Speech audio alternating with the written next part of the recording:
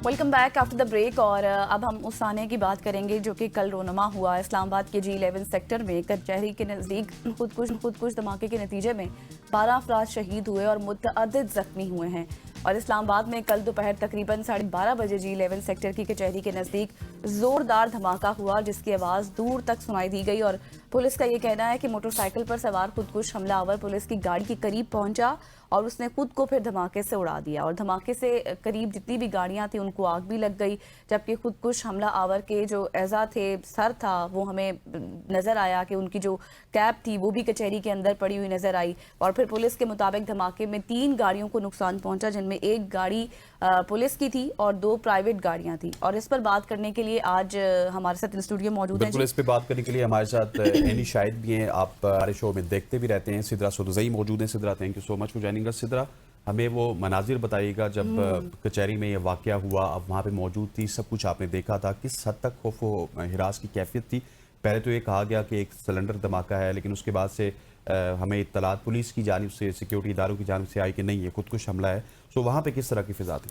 देखिए, सिलेंडर धमाका होता है ना, तो उसकी जो वेलोसिटी होती है वो उतनी शदीद नहीं होती कि जितनी इस धमाके की वेलोसिटी थी। हम लोग अपनी कोर्ट्स में थे और आपका सारा रूटीन का काम चल रहा है, जजेस हेयरिंग कर रहे हैं, आप एविडेंस करा रहे हैं या आप जो है वो अपने दलाइल दे रहे हैं, और एकदम से वो एक ब्लास्ट होता है, चीज़ें खिड़कियां हिलना शुरू होती हैं। उस सारी सिचुएशन में आपको इंस्टेंटली पता चल जाता है कि ये वेलोसिटी किसी भी सिलेंडर धमाके की नहीं हो सकती। बाय द टाइम जो लोग बाहर खड़े हुए थे हाता अदालत के अंदर, वो ये रिपोर्ट कर रहे हैं, मेरे अपने जूनियर्स वहाँ पे थे, कि मैडम हम लोगों के ऊपर आके गोश्त की बोटियां गिरी। अच्छा। शुक्र है आप और आपके जूनियर्स महफूज रहे। अल्हम्दुलिल्लाह। और हमारे साथ मौजूद हैं अल्हम्दुलिल्लाह। तो सिर्फ ना सिर्फ उस बंदे के जो खुदकुश धमाका जिसने किया है, बल्कि सबसे ज़्यादा जो लोग इफेक्ट हुए हैं वो बाइकिया राइडर्स थे, वो लोग थे, बच्चे 2 जो जिंदा थे उस टाइम पे और शदीद ज़ख्मी हालत में मौजूद थे, लोग उनको उठा के लेके जा रहे थे। और इन लोगों के एक होता है ना कि जिस्म का कोई टुकड़ा या जिस्म का कोई सॉलिड लिम्स वो आके गिरते हैं, लेकिन इस सिचुएशन में वो अंदर से बोटियों की फॉर्म में लोगों के यूनिफॉर्म्स पे आके गिरे हैं, लोगों के सामने आके गिरे हुए हैं। और एक इस तरह का मंजर था कि एंड वी वर एक्सपेक्टिंग कि शायद एक और धमाका होगा यहाँ पे। सो बेसिकली टारगेट उसका कचहरी के अंदर आना था, लेकिन जब पुलिस वैन वहाँ पे आके खड़ी हुई है तो बिकॉज इनकी अपनी तो ज़ाहिर सोच समझ नहीं होती है, हिप्नोटाइज्ड होती है, अपनी तो सोच से नहीं चल रहे होते। जब उसने देखा है यूनिफॉर्म पुलिस मोबाइल को आके देखा है, आके खड़े होते हुए CCTV फुटेज भी वो चल रही है, तो वहाँ पे उसने पैनिक करके अपने आप को वहीं पे उड़ाया। अच्छा सिद्रा, जिस तरह से अभी आप भी बता रही हैं और ये इत्तला और वीडियोस तो यकीन करें वो देखी भी नहीं जा रही थी, और बिल्कुल आप ठीक कह रही हैं, बाइक या राइडर्स मैंने खुद देखे। वहाँ पर जब वो हमला आवर आया और बाकायदा जो CCTV फुटेज या फिर AI की मदद से अभी तक जो तहकीकात हुई हैं उससे ये पता चल रहा है कि पीछे से कहाँ से ये हमला आवर होता हुआ आया, उसका टारगेट क्या था, अंदर आना था। लेकिन जब सिक्योरिटी काफ़ी सख्त थी लेकिन अंदर नहीं जा सका, उस वक्त फिर सिक्योरिटी किस तरह से थी, आप लोगों ने क्या क्या देखा, आप लोगों को किस तरह से रेस्क्यू किया गया? उस टाइम पे तो जो एक हैप्पैज़र्ड सिचुएशन होती है, भाग दौड़ होती है, उस सिचुएशन में तो आपके पास 2 फैक्टर्स थे। एक, सबसे पहले कि जो ज़ख्मी हैं उनको रेस्क्यू किया जाए, और दूसरा फैक्टर ये था कि कोई और इस किस्म की सिचुएशन हो तो उसको प्रिवेंट किया जाए। सिक्योरिटी ऑब्वियसली एक हाई अलर्ट पे थी। G11 एक ऐसा सेक्टर है कि जहाँ पे आपका DC ऑफिस भी है, जहाँ पे आपकी कचहरी भी है, जहाँ पे आपके पुलिस के ऑफिसर्स भी मौजूद हैं। सो अल्हम्दुलिल्लाह हमें ये सिचुएशन फेस नहीं करनी पड़ी कि हमारे पास पुलिस नहीं आई या सिक्योरिटी नहीं आई।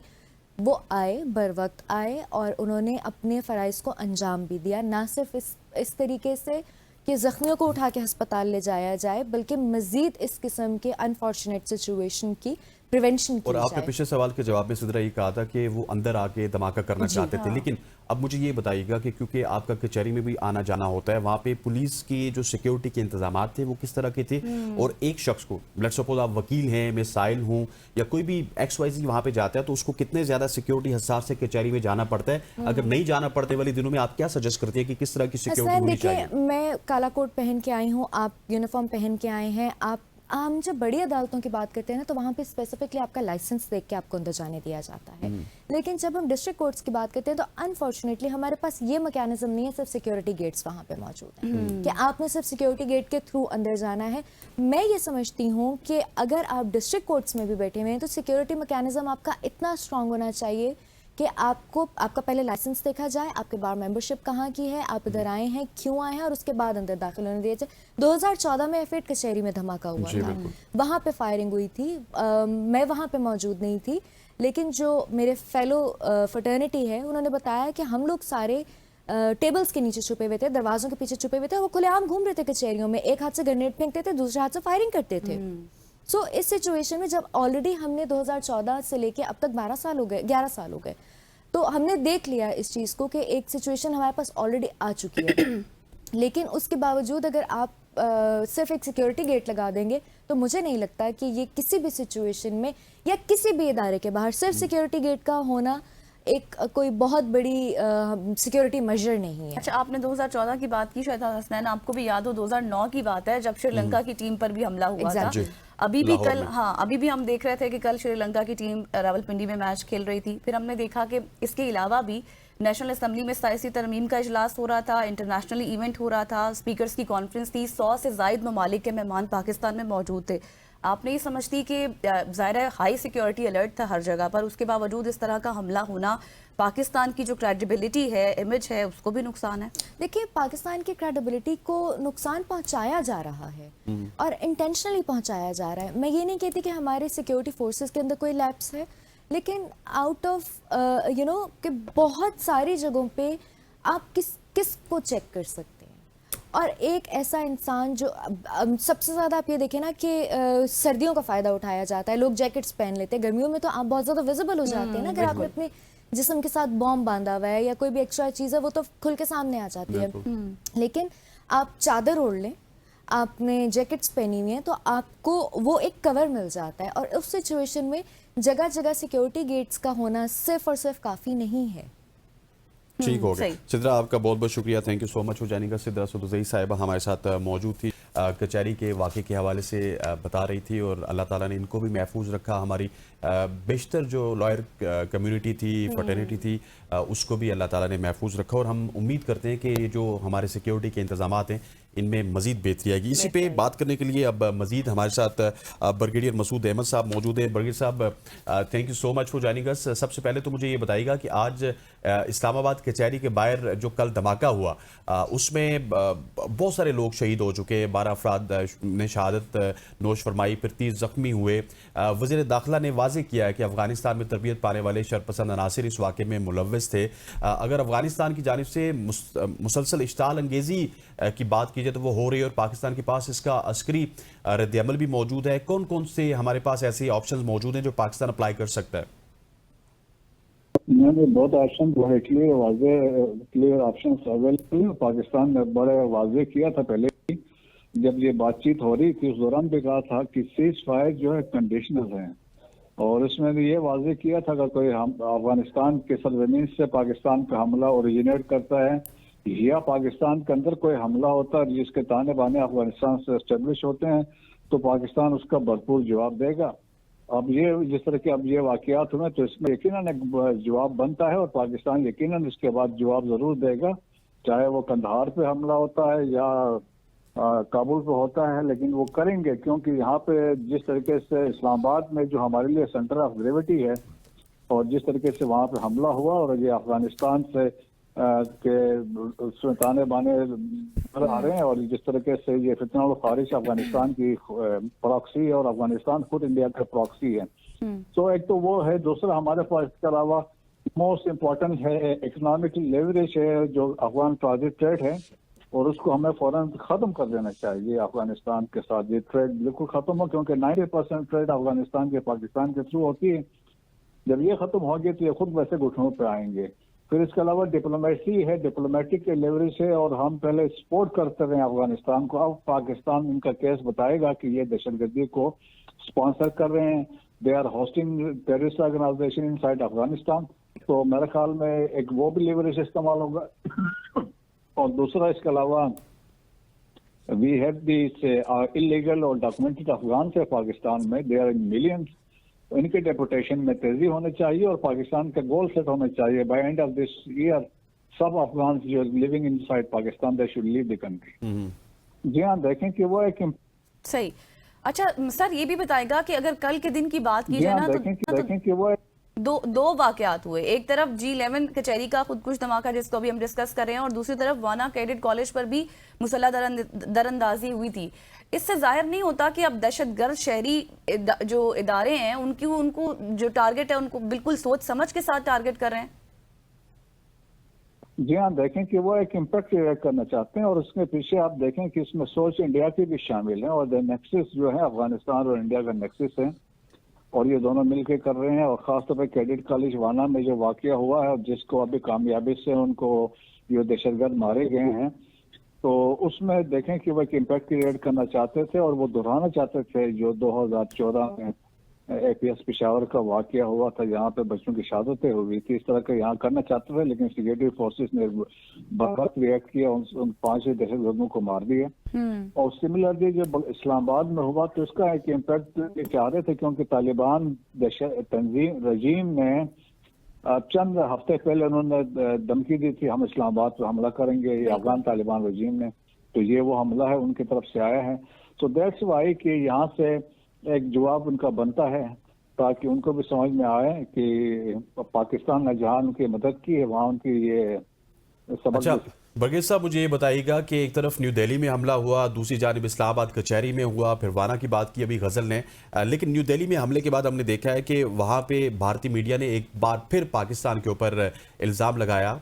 इसको आप क्या इंफॉर्मेशन वारफेयर का हिस्सा समझते हो? दूसरी बात मुझे ये बताइएगा कि क्या आपके ख्याल में ये जो दोनों वाकयात हैं, एक तरफ नई दिल्ली का, एक तरफ इस्लामाबाद का, ये एक रीजनल नैरेटिव बिल्डिंग स्ट्रेटजी में क्या आप समझते हैं कि पाकिस्तान को इसमें दबाव में लाया जा सकता है या फिर लाया जा रहा है? देखिए, पाकिस्तान दबाव में अव्वल तो आएगा नहीं और ये बिल्कुल नैरेटिव बिल्डिंग है कि सिचुएशन जिस तरह बिल्ड की इंडिया ने, इंडिया उसको सिस्टमेटिक लेके आया था। पीछे आपने देखा होगा कि वहाँ पे उन्होंने रेट्रिक स्टार्ट की है, उनके जो मिनिस्टर्स थे, खासतौर पर राजनाथ सिंह ने बयानात दिए AJK के बारे में। फिर उन्होंने बुश में गया, वहाँ जाके कहा कि कराची का रास्ता यहाँ से गुजरता है। उनके आर्मी चीफ ने कहा कि जी पाकिस्तान को जो नक्शे से मिटा देंगे, लेकिन उपिंदर साहब को ये पता नहीं है the eraser will be mutual, India के भी नाम निशान फिर नक्शे से गायब हो जाएगा। और इसके अलावा फिर बाद में आप देखें कि आर्मी जो एयर चीफ है उनके बयानात हैं। और उसके बाद से फिर अब रिसेंटली उन्होंने हरियाणा से 2900 kg एक्सप्लोसिव बरामद किया और कहा कि जी ये कश्मीरी लेके अब इसको यूज करने वाले थे। अब कोई बेवकूफ इस मानेगा कि 2900 kg कहाँ से कौन से इतने वो ट्रांसपोर्ट करके लेके आए थे। और इस साल ही में आप देखें कि एजाज मल्ला वाला केस था जो वो भी फ्लैग करना चाह रहे थे, वो पकड़े गए उसमें। और फिर ये रेड फोर्ट वाला किया। तो इसमें भी देखें कि इसमें भी उनके मीडिया कुछ कह रहा है, गवर्नमेंट कुछ कह रही है, रॉ वाले अकाउंट्स कुछ कह रहे हैं। कोई कह रहा है कि गाड़ी हुंडई थी, कोई कह रहा है मारुति थी, कुछ कह रहे थे नदीम की गाड़ी थी, कुछ कहते हैं सलमान की गाड़ी थी, कुछ कह रहे हैं तारक की थी। सो देखें, कोशिश तो उन्होंने की एक स्टेज सेट करके पाकिस्तान को मलाइन करने के लिए। और इसके आड़ में जो आज बीजेपी चाहती थी पॉलिटिकल मालिश हासिल करे, जो सेकंड फेज आज हुआ है बिहार इलेक्शंस में, तो उनको अंदाजा हो रहा था कि बिहार के इलेक्शन में उनको सेटबैक्स हो सकती हैं। तो दीज आर द फैक्टर्स जिसकी वजह से सारी एक सिस्टमेटिक तरीके से ये वारदात उन्होंने की थी, लेकिन दे हैव बीन कॉट। सही। तो सर, अब आपको लगता है कि भारत खित्ते में, अगर खित्ते की बात की जाए, तो अपनी प्रॉक्सिस के जरिए पाकिस्तान के जितने भी दाखिली इस्तेहकाम है उसको स्ट्रेटेजिकली सबोताज करना चाहता है? इतना कोशिश तो नहीं कर रहा है, और कर रहा है पिछले आप समझ ले 40 साल से कर रहा है, और अफगानिस्तान को यूज कर रहा है। और इसके बाद वहां से देखें कि अशरफ गनी और करजे की हुकूमत में 66 कैंप से वहां पर इसको यूज कर रहा था। फितनल खारिज उनके प्रॉक्सी है, फितनल हिंदुस्तान उनके प्रॉक्सी है, अफगानिस्तान उनका एक प्रॉक्सी मुल्क है। तो वो ये कर रहा है, पाकिस्तान को उसने कभी एक्सेप्ट नहीं किया है। They will continue doing so. So the only thing है कि हमने रिएक्ट करना है, हमने अभी सोर्स के पीछे जाना है और सोर्स अफगानिस्तान में। अच्छा, लास्टली सर मुझे ये भी बताइएगा कि आपके ख्याल में इस सारी सूरत हाल में हुकूमत पाकिस्तान की, हमारे इंटेलिजेंस इदारों की, हमारी सिक्योरिटी फोर्सेस की आइंदा आने वाले दिनों में क्या कुछ हिकमत अमली होनी चाहिए? देखें, हुकूमत पाकिस्तान ने मेच्योरिटी के साथ अपना एक्ट किया है और पाकिस्तान ने एज ए रिस्पॉन्सिबल स्टेट के तौर पर एक्ट किया है, जो दुनिया एक्नॉलेज करती है। पाकिस्तान देखें कि राइट साइड पे है। पाकिस्तान हम कह सकते हैं कि हमें डिप्लोमेटिक भी और मॉरल हमारी एक विक्ट्री है जब हमने बातचीत को मौका दिया है। और इसके बाद जब हम कोई स्ट्राइक्स करते हैं तो फिर हम हक पर जानिब होंगे। और मेरा ख्याल है कि हमने फ्यूचर में यही है, अगर ये इस तरह के हमले होते हैं तो हमने वाजे किया है, इसको जवाब दिया जाएगा और उसमें कोई दो राय, कोई दूसरी सोच हमारी इस पर नहीं होगी। पाकिस्तान की सॉवरेनिटी, टेरिटोरियल इंटीग्रिटी और सिक्योरिटी पे कोई बहुत defence analyst brigadier Masood Ahmed साहब हमारे साथ मौजूद थे और हम डिस्कशन कर रहे थे जो कल वाकयात हुए। पिछले कुछ दिनों से बलूचिस्तान में काफी हाई अलर्ट था, वहां पर बसेस की एज सच मूवमेंट भी रोक दी गई थी, फिर सेक्शन 144 भी था, लेकिन हमला कहाँ हुआ? इस्लामाबाद में हुआ। अल्लाह ताला करें कि आगे आने वाले दिनों में कोई इस तरह की स्ट्रेटेजी हो कि इस तरह के वाकयात ना देखने पड़े। यहाँ पर लेंगे एक शॉर्ट सी ब्रेक, वापस आएंगे, स्टे विद अस।